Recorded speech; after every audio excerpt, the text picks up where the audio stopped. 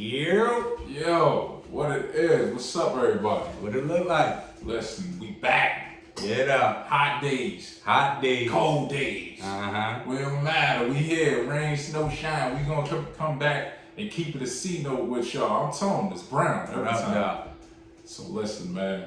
Appreciate y'all coming back. Like you see every week, keep coming back. Keep hitting us up with y'all comments, questions, grinding us up.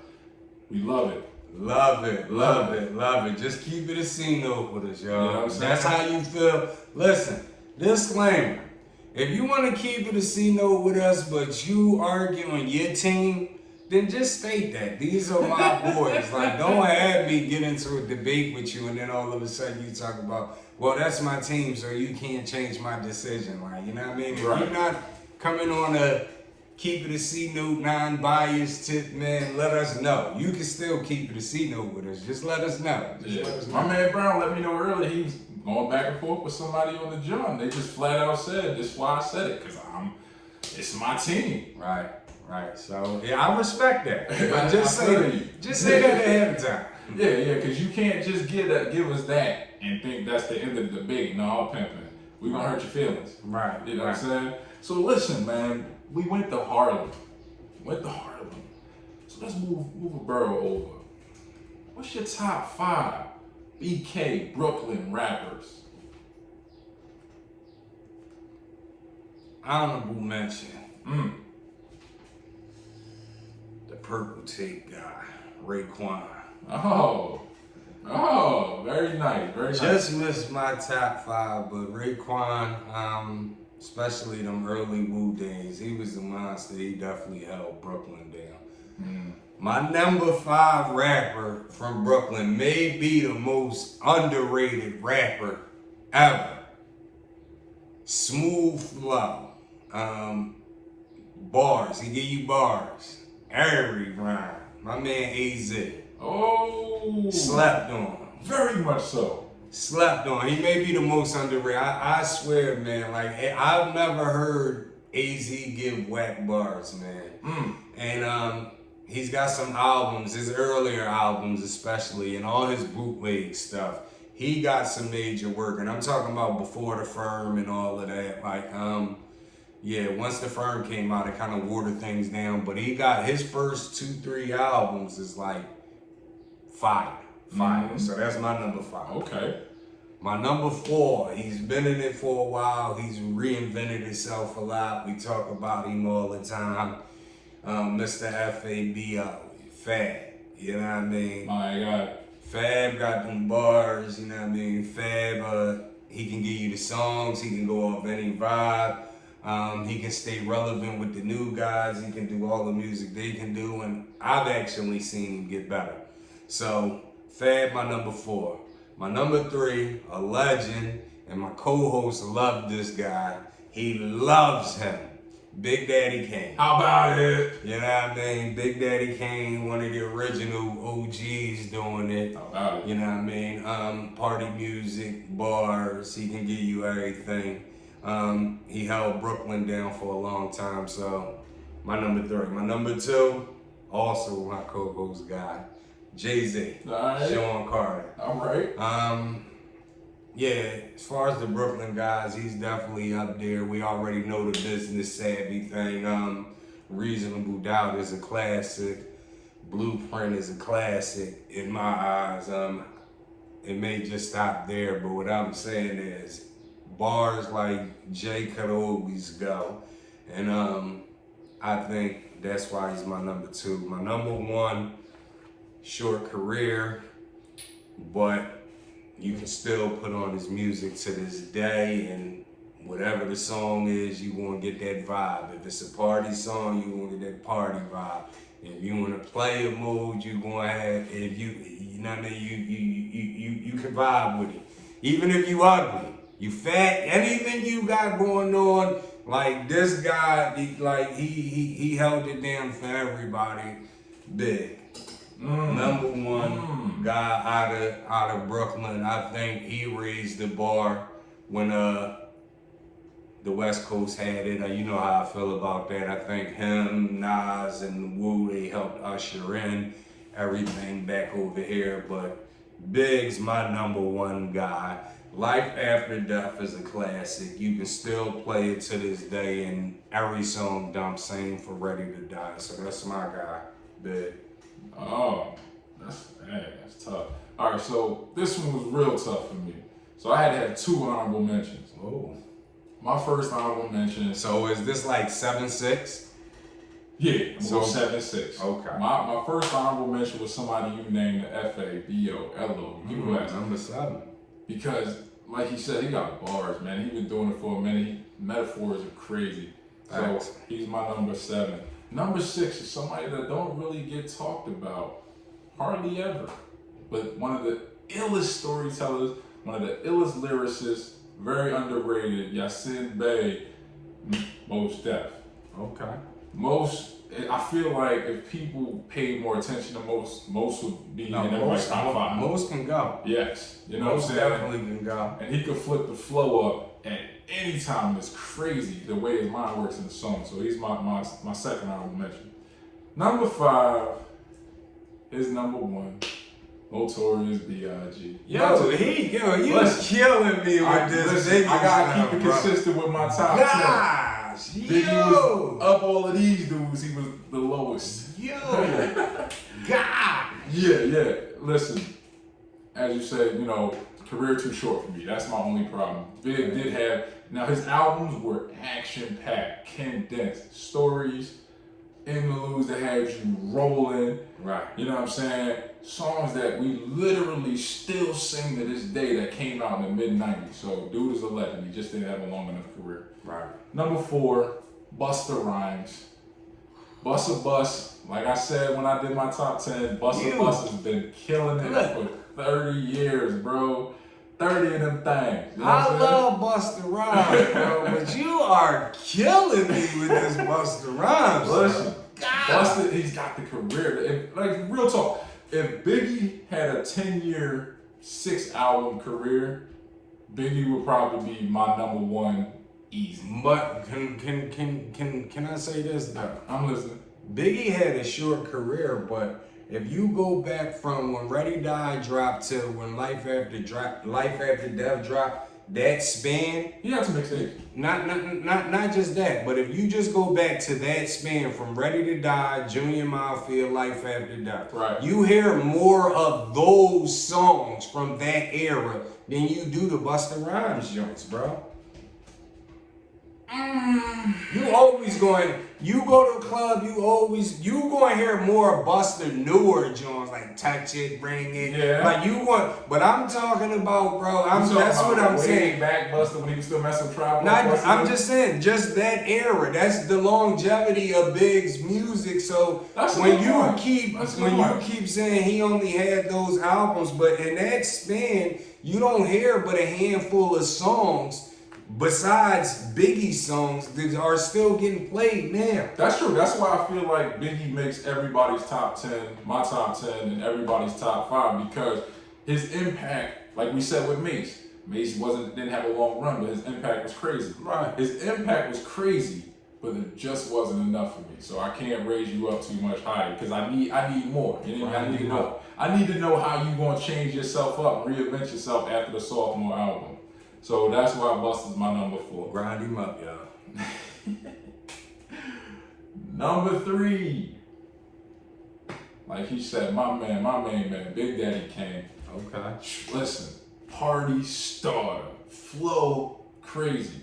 It's a fact. You know what I'm saying? And he wasn't afraid to get to a battle rap. So if you can go, you got me. You know what I'm saying? Number 2. Jay-Z. You have me messing up. Whoa. Jay-Z. Whoa. Different blueprint. Wrong blueprint. Jay-Z is my number 2. For all the reasons we always talk about, dude, flow, legacy, the hits, the journey, all of that. Okay. So he's my number 2. Number 1.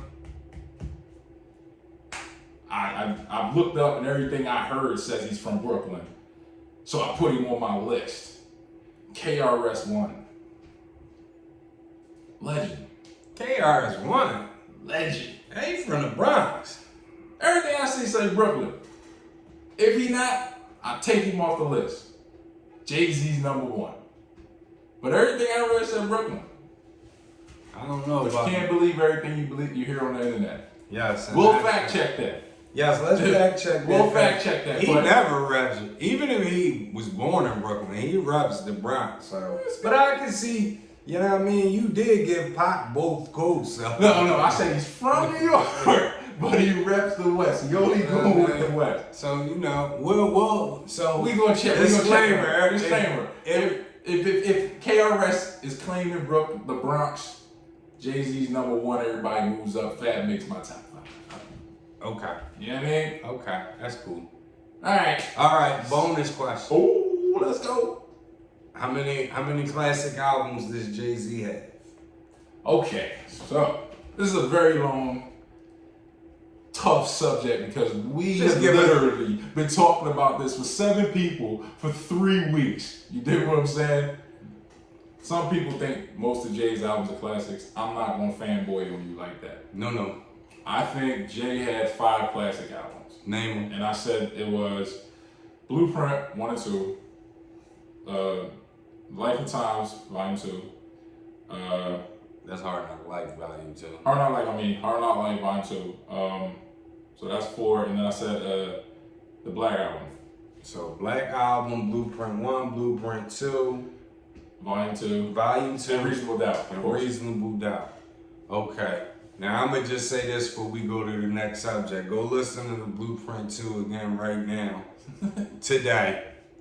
And try to make it through the whole album. I got him at 3. I got him at Reasonable Doubt, the Blueprint, and the Black Album.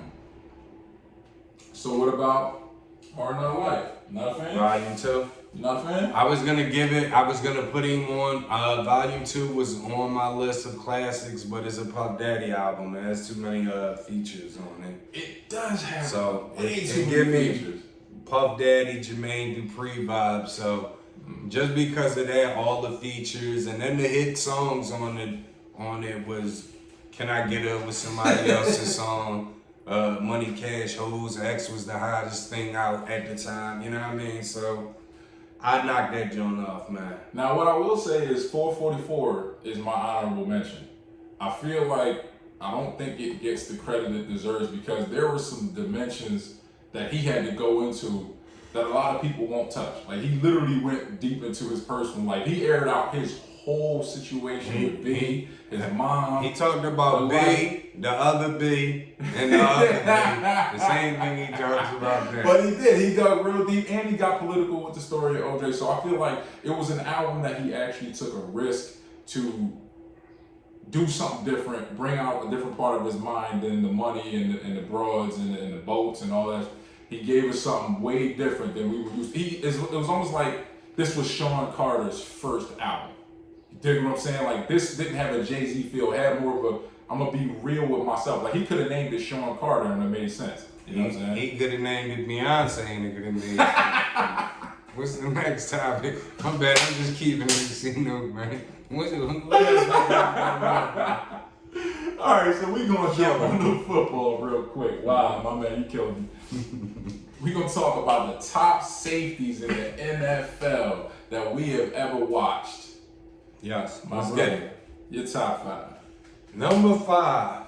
When I look back at my list, man, and I'm starting to look at my list, I don't know if I was a fan of these teams. It makes me feel like because it's like the same guys on the same teams, and none of them be Rams, man. I'm getting a little confused. Number 5, Steve Atwaters. Ooh. Won 2 chips with John Elway and the Broncos. He, let's see, 24 interceptions, how many Pro Bowls it say? 8 Pro Bowls, first team 2 times. Back in the day, he was like your guy. He was the original of your guy, which is the next guy I'm gonna mention. But you'll know he was a hard hitter. You know what I mean? He'll lay you out. I want to say Denver defense when they won them 2 championships was good, and I probably can remember if you say somebody's name, like, oh yeah, I do. He did play on that Wasn't team. Champ on them teams? No. Champ on them? No, that's too early. Yeah, it's too early. But what I'm saying is, Steve Atwaters is the only person I remember from the defense. I remember him just crunching everybody back in the day. So he's my number 5. My number 4 is Steve Atwaters was the original Brian Dawkins. Brian Dawkins is a ball hawk. I've seen him send numerous people out to games. I've seen people get butterfingers because of him. 37 career interceptions, 9 Pro Bowls, first team All-Pro 4 times. Like I said, he really done, like, Eagles had a lot of good defense back when Brian Dawkins played, but he was the anchor of the defense, and he really put fear in people's hearts. So that's my number 4. Number 3, Mr. Head and Shoulders, Troy Palamala. 32 interceptions for the career, 8 Pro Bowls, first team 4 times. To me, Palamala ushered in this new wave that we're kind of seeing. Safeties are now becoming hybrid linebackers and all of that. I think Palamala, he ushered that wave, and he also got a ring. He hits hard. He's not B. Dawkins and Atwaters and all of that, but he'll lay you out. I think he's a little bit better than Atwaters and Brian Dawkins in coverage, so that's why I got him in number 3. Number 2, some could argue he's number 1, is Ed Reed, Baltimore. He won a ring, 64 career interceptions, 9 Pro Bowls, first team 5 times. He's another monster that'll lay you out. Can run routes with the receivers and all that. Plays well in coverage. That's my guy, number 2. Number 1, and it's kind of confusing me, and I know it makes Vito happy when he hears me say people from the San Francisco 49ers. I am not a San Fran fan, so just because I got Jerry number 1, and I got Montana number 1, and I got Ronnie Lott number 1, Vito, don't you try to think that I was ever a San Fran fan. Ronnie Lott is my number 1. 4 Super Bowls. 63 interceptions, 10 Pro Bowls, first team 6 times, monster, lay you out, he go get his snatchies, let me get those. He was an intricate part of those championship teams in San Fran, and I know they were loaded and all of that, but the numbers speak for themselves, so that's why he's my number 1. Vito, don't you start that San Fran stuff, bro. Real rap. Oh, that's funny. Yeah, you do got a lot of 49ers on top of your list, man. It's crazy. But that's because I keep it a seal, and I'm not being biased. All right, so my list's going to be a little bit different than yours. My honorable mention is Troy Palamala. Whoa! Yeah. The only reason why I say that is because he was hurt a lot.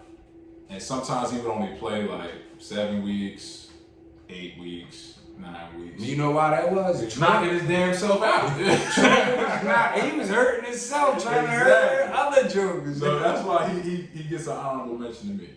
My number 5 is actually hardly ever talked about except for when you're watching Sunday Night Football.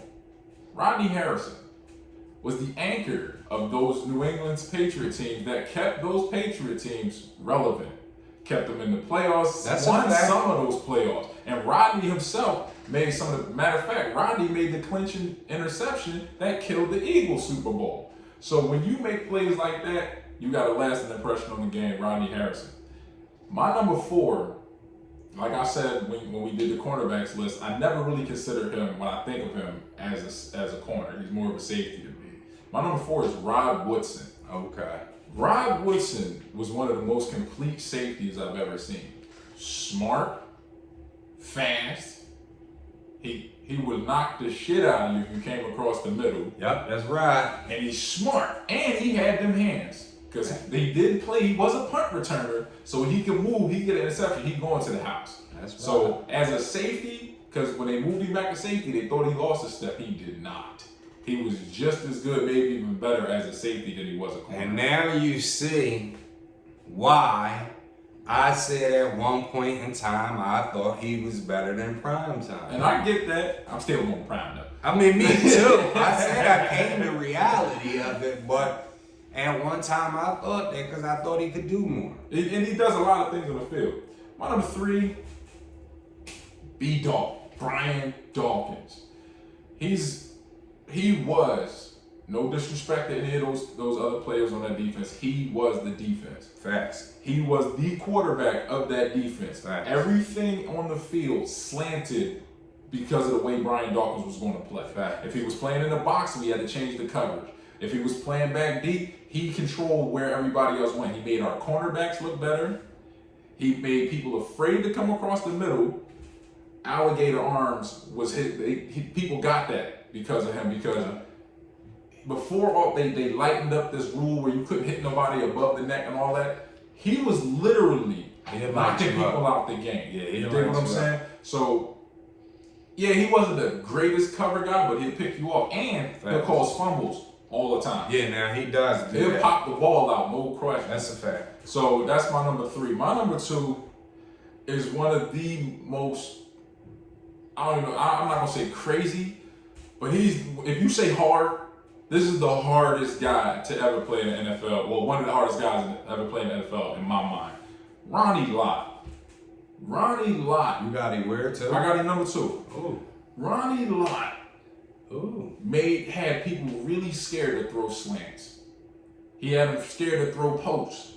Because even if you outrun him, when you make the catch, he's gonna hit you. Facts. Hard. Like, you might not come down with Facts. the rock. You do what I'm saying? Facts.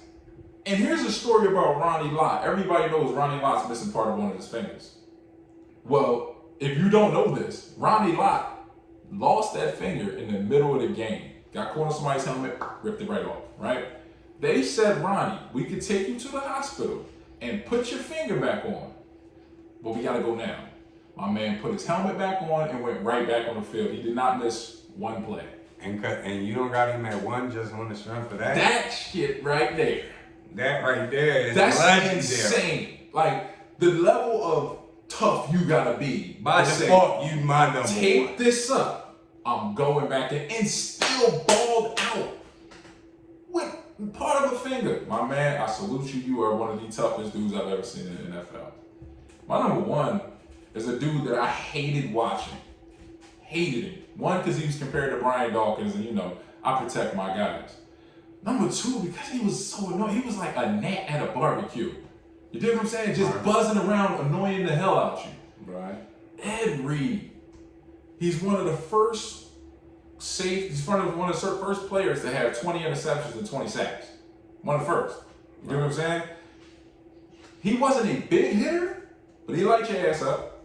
And he was probably one of the fastest safeties that was out there. Because you ain't outrunning him. Yeah. You run past, and the crazy thing was his athleticism was so great. At full speed, he could jump and turn in the air and catch an interception. Give me those. Give me that. And then sometimes after spinning in the air, he catches it and goes back to the house.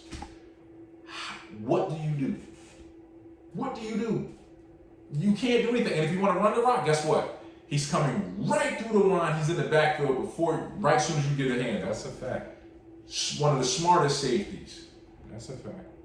A gambler. And he talked big guala. You dig what I'm saying? Like, he got in your head from way in the back of the defense. That's a fact. He had you psyched out before the play started. Yeah. That well-roundedness makes him my number 1 guy. So that's the hit right there. That's a good list. And also I didn't mention, my honorable mention would have been John Lynch. Nice. John Lynch was another one to ring your bell, so that was my honorable mention. He was slow, but he'll jack your ass up. But all right, so we just seen a lot of clutch shots over the year, up to the playoffs and everything. If you had one of the youngins in the game, who would you have take that last shot for you? Devin Booker, Trey Young, Luka Doncic, or Jamal Murray? That's a tough one. Mm-hmm. But I'm gonna have to go Ice Tray. Ooh. Yeah, I think, man, like 2 years, man. Let me keep it a C though, real quick for y'all. Come here, everybody. Get about 2 years, man. Trey Young will be the best point guard in the league. You heard it here first from your boy. You know what I mean? Trey Young is clutch. Don't get me wrong, Luka clutch on that list too. You know what I mean? But I think Trey Young, like when you add the buzzer beaters and stuff into the mix of being clutch, like he's that work. Luka right there though. They 1A, 1B, but 2 years. Trey Young will be the best point guard in the league. Now you know what's crazy? Everybody on this list is cold. They've all hit game winners they shouldn't have. All of them. Awesome. Some of them had great runs in the playoffs, like a Jamal Murray. The things he did in the bubble was crazy.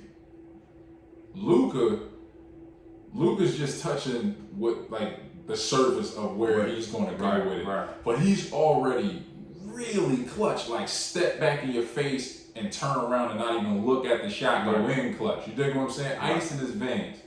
Trey Young, I do think Trey has the potential. I'm not saying he's gonna be the best in the league. 2 That's years. Brown. That's Brown. 2 years. That's Brown.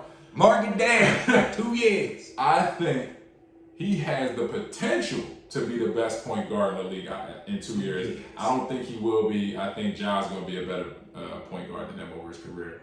But he's really got something in him that could make him one of the greatest of all time.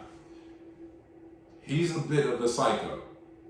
My man creates stuff, and you can see it. Every time he hits a buzzer beater, he has some kind of theatrics that he thought up because he knew if I was in this situation, I'm gonna hit this shot. Yo, bro. And he goes in on I it. mean, keep it a C though. He got two complex with it. He got the short man's complex. Yes, he does. And he got the light skin everybody think I'm soft complex. Yes, he does. You know what I mean? And that you can see that fight. He is a little pit bull. He is. He's ready to fight anybody. He don't care. He don't care what you think about him. I'm ready to make the shot. And if he misses it, he's still going to take the next one the next time. He ain't going to shy away from it. So he's really clutch. 2 years.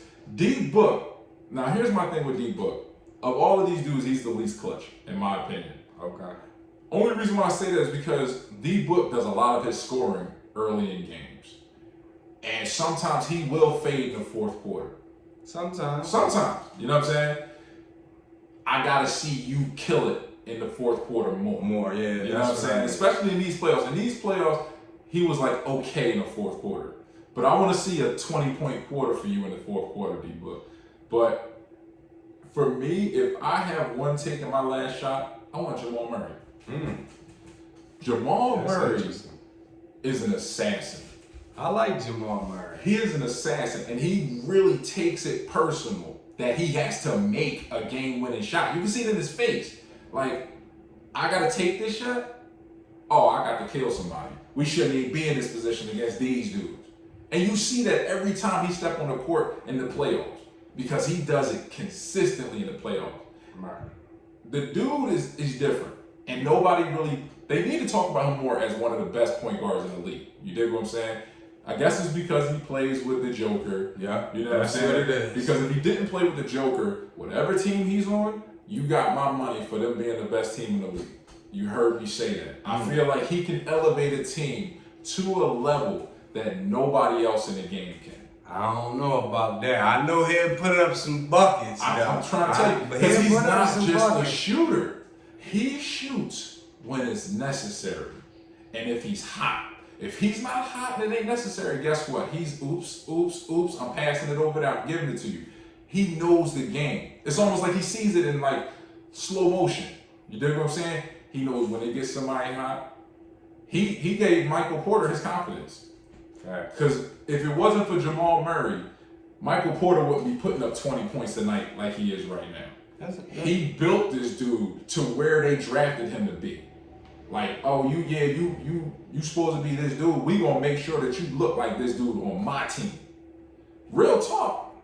I think he's the reason why the Joker gets the freedom he gets.